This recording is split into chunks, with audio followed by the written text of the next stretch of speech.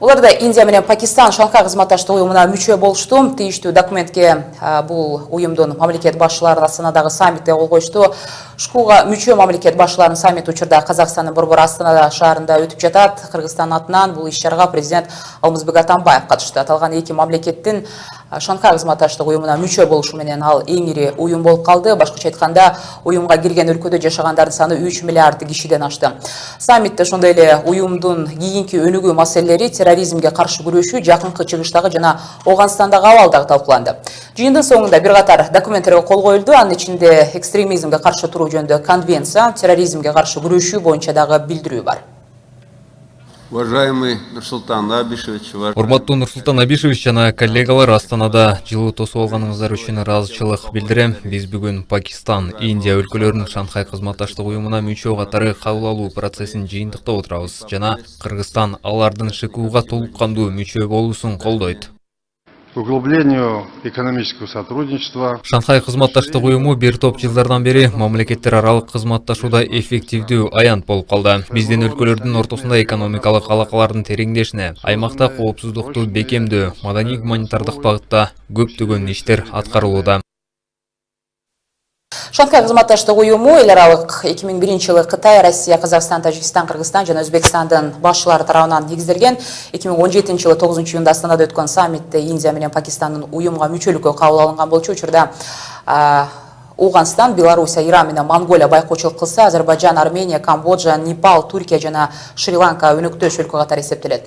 Ошентип Астанадагы жыйында белгилүү болгондой, Шанхай кызматташтык уюму дагы эки мамлекеттин мүчө болушу менен дагы кеңейди.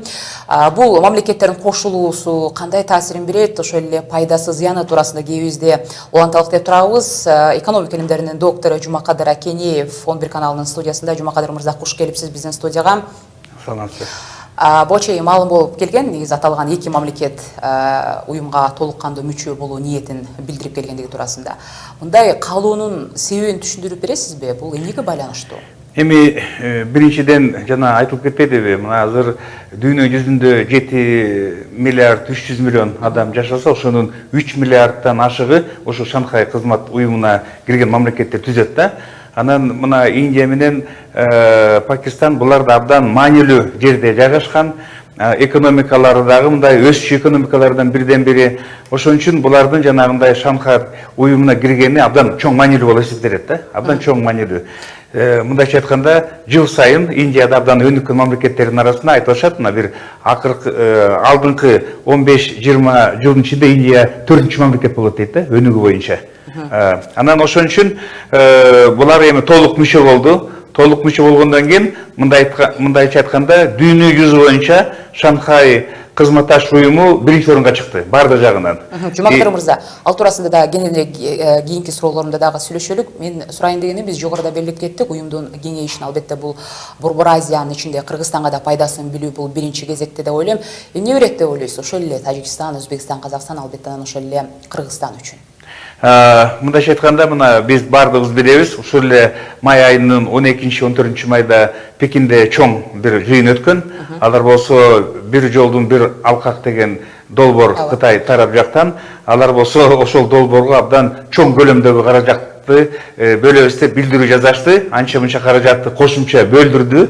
Мындайча айтканда, мына алдыңкы 30 жылдын ичинде 2,5 триллион доллар пайдаланылат деп. Ошонун ичинен мына маанилүү долбоорлор бизге да тиешелүү болуп атат. Мындан бир 10-15 жыл мурун Кыргызстан аркылуу өчү темир жолду Кыргызстан карызга акча алып, анан сатыш керек деген мындай сүйлөшүүлөр болсо, азыр толук ошол темир жол жана ошо долбоордун эсебинен курулмак болуп калды да. Ошол жөнүндө да биздин президент мына ШКУнун жыйынында айтып кетти. Анан бирден бири Кыргызстан өзүнүн жанагы илгери ошо жибек жолдун 6 жол өчкөн да Кыргызстан аркылуу. Мен да өзүм 2 жыл мурун барып катышкан, биринчи жыйындардын бири-бирине Кытай мамлекет жактан айтылды. Болгону эле 2 жол пайдаланып атабыз. Жана Эркештам аркылуу Торгар дагы 4 жибек жолу пайдаланбай жатат деп, туризмди пайдалансак болот деп.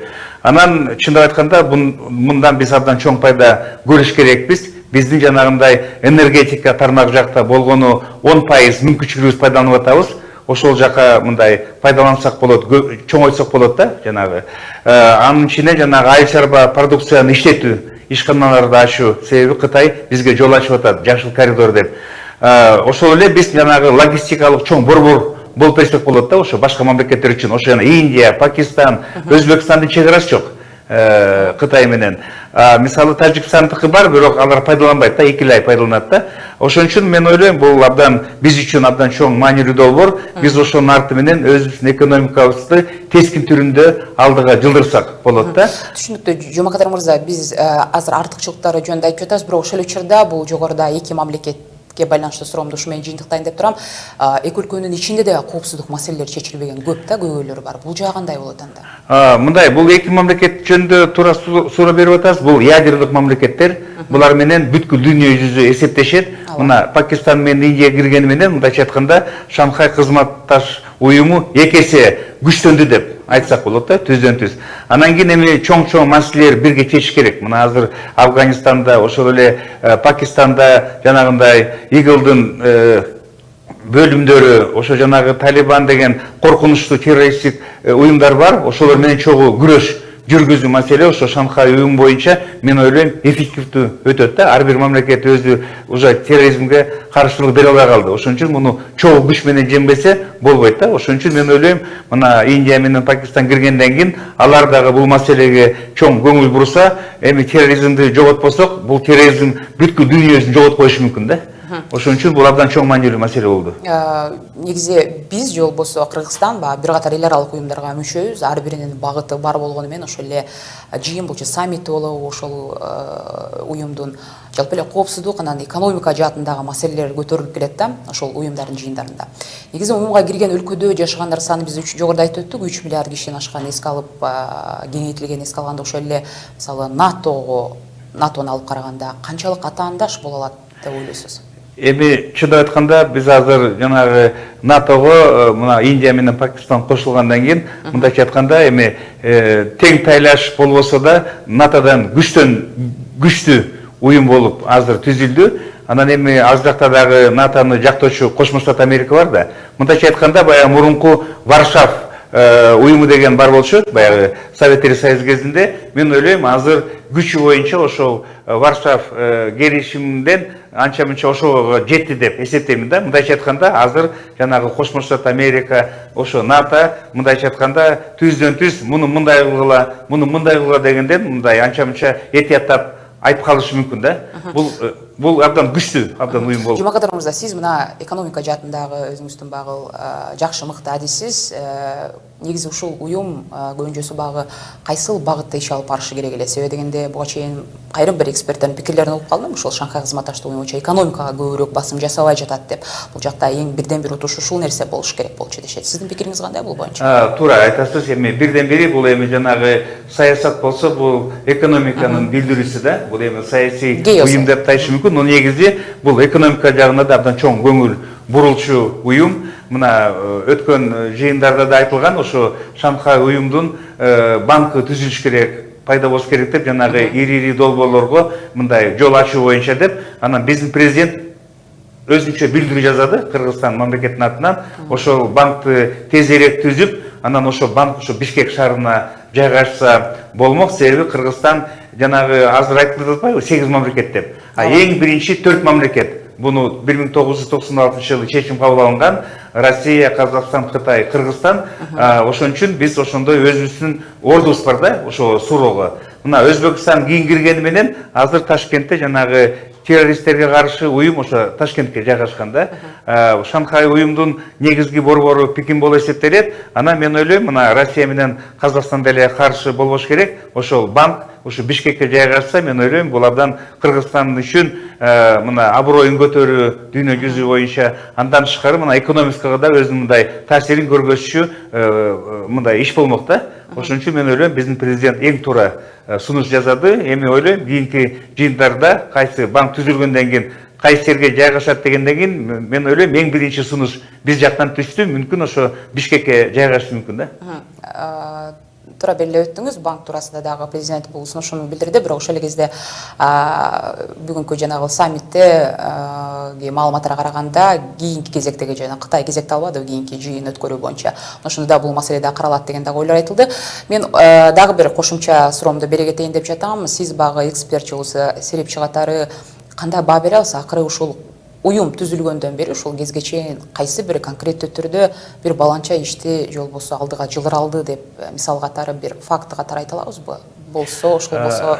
Сиз билесизби, мына баардыгы айтып атат, ошо дүйнө жүзүндө ушунча бай мамлекеттер бар, жардым мамлекеттер бар, ошо баардыгы бирип алып, чоң иш жасаса, жанагы мындай жакырчылык менен чоң жумуш жасачу мүмкүнчүлүк болмок да. Ошон үчүн ойлойм, мына келечекте Шанхай кызматташ уюму жана айтылып кетти дагы көп мамлекеттер киребиз деп ошого даярданып атышат. Мүмкүн ошо жанагы келечекте жанагы чек аралардын бардыгы алынып, экономика өркүндөп, ошо кедей мамлекеттерге чоң жардам берүүчү уюмдардын бири болушу мүмкүн да. Мындайча айтканда жанагы согуштан алысыраак, террористтерден алысыраак деген ошонун алдыда турат.